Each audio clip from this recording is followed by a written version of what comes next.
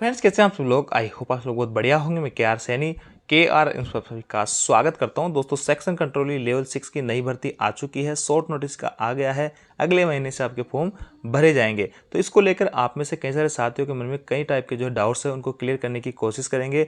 जैसे कि इसकी सिलेक्शन प्रोसेस क्या है, सिलेबस इसका क्या रहेगा, क्वालिफिकेशन है, एज इसमें कितनी रहेगी। साथ ही दोस्तों इसके अंदर जो सैलरी मिलेगी आपको, पहली सैलरी 70 से 80 हज़ार प्लस यहाँ पे आराम से बन जाएगी। ड्यूटी रोस्टर ऑफ कंट्रोलर का क्या रहता है, छुट्टियाँ इसमें कैसे मिलती है, क्या क्या अलाउंसेस मिलते हैं, क्या लड़कियां इसमें फॉर्म भर सकती है क्या, और लड़कियों के लिए पोस्ट कैसे रहती है। ऐसा तमाम तरीके के आपके जो भी डाउट्स हैं उनको इस वीडियो में क्लियर करने वाले हैं। इसके अंदर एग्जाम 1 लगेंगे, 2 लगेंगे या फिर 3 लगेंगे, ट्रेनिंग वगैरह कितनी होगी, ये सभी चीज़ें आपकी इस वीडियो में मैं क्लियर करने वाला हूँ। तो सबसे पहले इसका जो शॉर्ट नोटिस है वो देख लेते हैं। और ये जो भर्ती है पहली बार डायरेक्ट जो है भर्ती आई है, उससे पहले टीए के माध्यम से पोस्ट भरी जाती थी। तो पहले शॉर्ट नोटिस देख लेते हैं उसके अंदर क्या कुछ लिखा हुआ है। देखिए दोस्तों, स्क्रीन पे आप एक शॉर्ट नोटिस देख पा रहे होंगे। यहाँ पे पोस्ट आपकी सेक्शन कंट्रोल है, लेवल 6 की ये पोस्ट है। और यहाँ पे देख पाएंगे आप इनका जो प्रारंभिक वेतन है 35,400 है। मेडिकल स्टैंडर्ड इनका A2 है। मेडिकल स्टैंडर्ड A2 का मतलब यानी आपकी 6/9 की आपकी आंखें होनी चाहिए विदाउट ग्लासेस। अगर कोई भाई चश्मा वगैरह लगाता है तो इस पोस्ट के लिए एलिजिबल नहीं है। इसके अलावा दोस्तों किसी ने लेजर वगैरह करा रखा है तो वो इस पोस्ट के लिए एलिजिबल नहीं रहने वाला है। यहाँ पे एज जो है 20 से 33 साल है। UR के भाई लोग 20 से 33 है तो फॉर्म भर सकते हैं। अलग अलग कैटेगरी को इसमें छूट दी जाएगी। पहले जो रेलवे की तरफ से एक लेटर जारी किया गया था रेलवे बोर्ड का, उसमें उम्र जो है 20 से 30 साल बताई गई थी। उसको लेकर काफ़ी छात्रों में संशय बना होता कि ये भी जो है NTPC लेवल की ग्रेजुएट लेवल की पोस्ट है और इसके अंदर भी एज जो है दूसरी पोस्ट की तरह 33 साल तक होनी चाहिए। तो यहाँ पे रेलवे ने आप लोगों की बात मानी है और 33 साल तक आप इसमें फॉर्म भर सकते हैं UR वाले भाई लोग। और अलग अलग कैटेगरी में आपको यहाँ पे छूट दी गई है। तो अच्छी बात है, यहाँ पे आपको आयु में छूट मिली है दूसरी वैकेंसी की तरह। और कुल रिक्तियाँ जो है इसके अंदर 368 पोस्ट है। क्योंकि दोस्तों पोस्टें बहुत ज़्यादा नहीं है, क्योंकि इनकी जो पोस्टिंग होती है वो DRM ऑफिस के ऊपर होती है, मतलब DRM लेवल पे होती है, डिवीज़न लेवल पे होती है।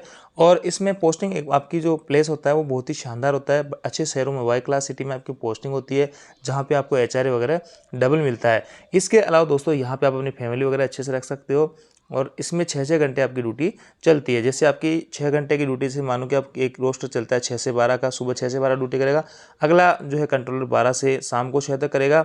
उसके अगला कंट्रोलर शाम के 6 से रात के 12 तक करेगा। उसके अगला कंट्रोलर जो है 12 से आपका 6 तक करेगा। यानी 4 कंट्रोलर पूरे 24 घंटे में ड्यूटी करते हैं। ऐसे में इनकी जो ड्यूटियाँ बदल बदल के आती रहती है। जैसे 6 बार कर रहा है तो इसकी जो है एक सप्ताह बाद 12 से हो जाएगी, उसके बाद में 6 से 12 हो जाएगी, उसके बाद में 12 से हो जाएगी। यानी अगर मोटा मोटा मैं कहूँ तो पूरे महीने में आपको 7 से 7 नाइट करनी पड़ रही है। क्योंकि 7 दिन रोस्टर चलेगा, 7 दिन चलेगा, 7 दिन चलेगा, 7 दिन चलेगा। तो नाइट ड्यूटियाँ बहुत ही कम है इस पोस्ट के अंदर। हालांकि ये जो पोस्ट है काफ़ी रेस्पॉन्सिबल पोस्ट है। इसके अंदर आपको जितने भी स्टेशन आपके सेक्शन में आपके अंडर में आते हैं उन सभी का मैनेजमेंट करना है। उन सभी स्टेशन की पोजीशन आपको पता होनी चाहिए, कहाँ पे कितनी लाइनें हैं, कौन सी गाड़ी कहाँ चल रही है, कौन सी गाड़ी को ओवरटेक करानी है। तो कई सारे डिसीजंस आपको लेने पड़ते हैं। हालांकि आपकी हेल्प के लिए डिप्टी पंक्चुअलिटी वगैरह होते हैं, उनसे सलाह करके भी आप कई सारी चीज़ें यहाँ पे क्लियर कर सकते हैं। शुरुआती दौर में थोड़ी सी समस्या इस जॉब के अंदर देखने को मिल सकती है, लेकिन बाद में आपको बड़ी ईजी गोइंग पोस्ट हो जाएगी। जब आपकी एक हैबिट हो जाती है वर्क करने की और सारी चीज़ें आपकी क्लियर हो जाती है, सारे फंडे क्लियर हो जाते हैं, तो उसके बाद में ये जॉब जो है बहुत ज़्यादा डिफिकल्ट नहीं लगती है।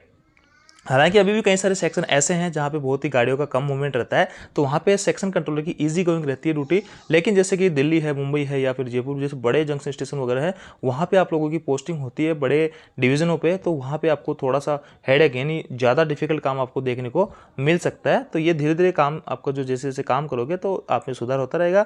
और ऐसी कोई विशेष समस्या नहीं है, काफ़ी कंट्रोलर इस पोस्ट के ऊपर काम आराम से कर रहे हैं। CN 4/2025 के नाम से भर्ती आपकी आएगी और इसमें फॉर्म भरे जाएंगे आपके 15 सितंबर से फॉर्म भरे जाएंगे 14 अक्टूबर तक। साथ ही दोस्तों पूरी हमें उम्मीद थी कि NTPC की भर्ती के साथ में पोस्ट आनी चाहिए थी, लेकिन इसको सेपरेट निकाला। तो यहाँ पे आपको डबल फीस पेमेंट करनी पड़ेगी। एक तो इसका फॉर्म भरोगे तो उसकी फॉर्म फी आपको भरनी पड़ेगी, उसके बाद NTPC की जो फॉर्म फीस आपको भरनी पड़ेगी। अगर NTPC के साथ ही इस पोस्ट को निकालते, जैसे TA की पोस्ट निकालते थे उसकी जगह कंट्रोलर की पोस्ट को निकाल सकते थे, तो वहाँ पर आप लोगों को एक ही जो है फॉर्म भरने पड़ते हैं और स्मूथ प्रक्रिया हो जाती सारी कुछ। लेकिन यहाँ पे एक अलग भर्ती इसको निकाली गई है, तो ऐसे में आपको इसका फॉर्म अलग भरना पड़ेगा, NTPC का आपको अलग भरना पड़ेगा। और NTPC और JEE वगैरह की भर्तियाँ भी आपको जल्द ही देखने को मिलेगी।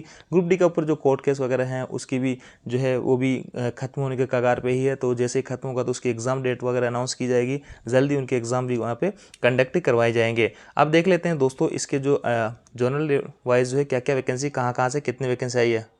देखिए, तो रेलवे ने 7/8/2025 को ही बता दिया था, अप्रूवल वैकेंसी का अप्रूवल दे दिया था 368 जो अभी आई है।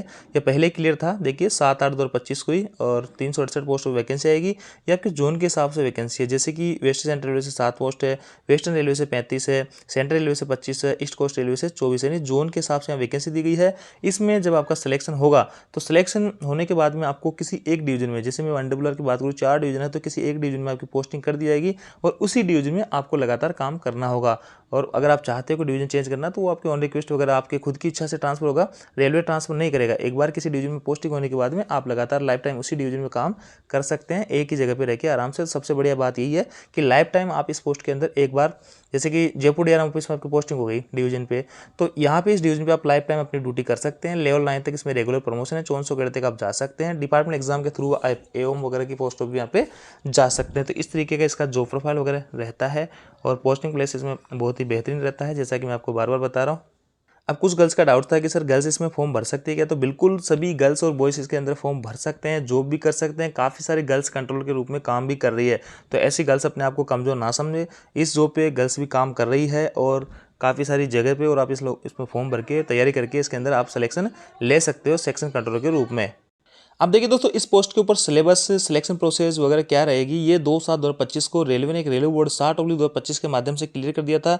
यहाँ पे सारी चीज़ें आपकी क्लियर है। देखिए, एज लिमिट इसमें 20 से 30 साल दे रखी थी, और जो शॉर्ट नोटिस आया उसमें 20 से 33 साल है। इस चीज़ को करेक्शन किया गया है। एजुकेशन क्वालिफिकेशन में दोस्तों, आपने अगर बैचलर डिग्री आपके पास में BA, BSc, BCom कुछ भी आपने ग्रेजुएशन कर रखी है किसी भी रिकॉग्नाइज यूनिवर्सिटी से, तो आप इसके अंदर फॉर्म भर सकते हैं। A2 आपका मेडिकल स्टैंडर्ड रहेगा, जो स्टेशन मास्टर और ट्रेन मैनेजर के लिए मांगा जाता है। एग्जाम पैटर्न है यहाँ पे, देखिए आपको analytical, logical, mental reasoning capability, यानी दोस्तों यहाँ पे मैथ, रीजनिंग, जीके, जीएस आपकी पूछी जाएगी एग्जाम पैटर्न में। जो NTPC के अंदर ग्रेजुएट लेवल के स्टेशन मास्टर के या फिर ट्रेन मैनेजर के लिए आप जो एग्जाम देते हो CCTS वगैरह के लिए, तो वही सेम सिलेबस यहाँ पे आप लोगों का रहने वाला है, उसी के अकॉर्डिंग आप लोगों को तैयारी करनी है। इनिशियल ट्रेनिंग दोस्तों आपकी 12 महीने की रहेगी, जिसमें क्लासरूम रहेगा, प्रैक्टिस रहेगी, और 6 महीने की आप जो ऑन जॉब पे आपको जो है 6 महीने तक सिर्फ ट्रेनिंग ही दी जाएगी। तो इतनी लंबी ट्रेनिंग इसलिए दी जाती है ताकि आपको जहां पोस्टिंग मिले उस सेक्शन की पूरी जानकारी आप अच्छे से ले सको। इसके अलावा दोस्तों यहाँ पे साइको का एग्जाम भी होगा, जैसे स्टेशन मास्टर में आपको देखने को मिलता है, जो कि RDSO के पैटर्न के आधार पर रहता है। तो यहाँ पे पूरी पॉसिबिलिटी आपके 2 एग्जाम होंगे। CBT 1 होगा, CBT उसके बाद में 2 होगा। CBT 2 के लिए 15 गुना छात्रों को, जैसे कि 368 पोस्ट है, तो यहाँ से 15 गुना लोगों को पास किया जाएगा। लगभग 6000 लोगों को आपको 5,500 लोगों को पास किया जाएगा।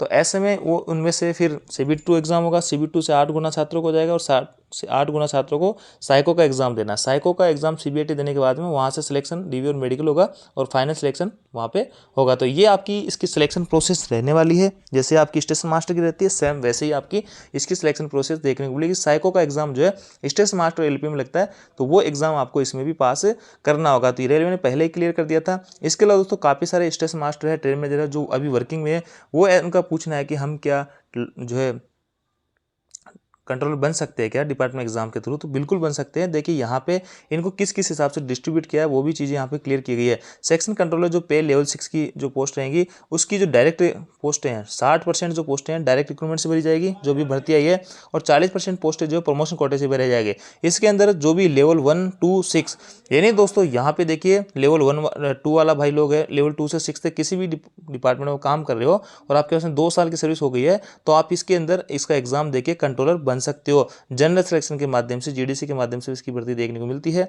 चीफ कंट्रोलर जो होता है लेवल 6 का, लेवल 7 का, इसमें 50% जो पोस्टें होती है वो लेवल 6 से प्रमोट करके बनी जाती है, और बाकी की 50% जो पोस्टें हैं वो एग्जाम LDC एग्जाम के माध्यम से ली जाती है। इसके अंदर स्टेशन मास्टर और ट्रेन मैनेजर एलिजिबल रहते हैं। तो ऐसे में कोई भाई वर्तमान में स्टेशन मास्टर में काम करता है, ट्रेन मैनेजर में काम कर रहा है, वो चाहता है कि हम कंट्रोलर बने, तो LDC के माध्यम से बड़ी आसानी से आप लोग कंट्रोलर बन सकते हैं। समय समय पर इसकी वैकेंसीज आती है। तो ऐसे में कोई भाई चाहे कि हम जो है अभी लेवल 2 से, यहाँ पे देखिए लेवल 2, 6, 7, 5, 5 किसी भी लेवल में आप काम कर रहे हो, तो इसमें जो 40% GDC की वैकेंसी आएगी उसमें आप एग्जाम देके कंट्रोलर बन सकते हो। तो डिपार्टमेंट के माध्यम से आप इसमें एग्जाम के माध्यम से भी कंट्रोल बन सकते हैं, डायरेक्ट भर्ती के माध्यम से आप इसमें कंट्रोलर बन सकते हैं। तो यहाँ से आपके कंट्रोलर को लेकर सारी कुछ चीज़ें क्लियर हुई होगी। छुट्टी की दोस्तों मैं बात करूँ तो यहाँ पे आपको 10 सीएल मिलने वाली है, उसके बाद में 30 एलएपी मिलेगी, 12 आपको एनएस नेशनल हॉलीडे मिलेंगे और 20 आपको मेडिकल मिलेगी और फुल आपको 10 मेडिकल मिलेगी। यानी 20 अगर आप लेते हो तो 20। ऐसे मोटा मोटा अगर मैं बात करूँ दोस्तों तो लगभग आपको 50-60 छुट्टियाँ मिल जाती है। वीकली रेस्ट आप लोगों को मिलने वाला रहता है, तो ऐसे में आपको छुट्टियाँ इसमें ठीक ठाक मिल जाती है, जो सभी अदर डिपार्टमेंट्स को मिलती है उसी तरीके से आपको भी यहाँ पे छुट्टियाँ मिलती है। बाकी जरूरी नहीं है त्योहारों पर आपको छुट्टियाँ मिल जाए, क्योंकि एक नेसेसरी जॉब ये रेलवे के अंदर मानी जाती है।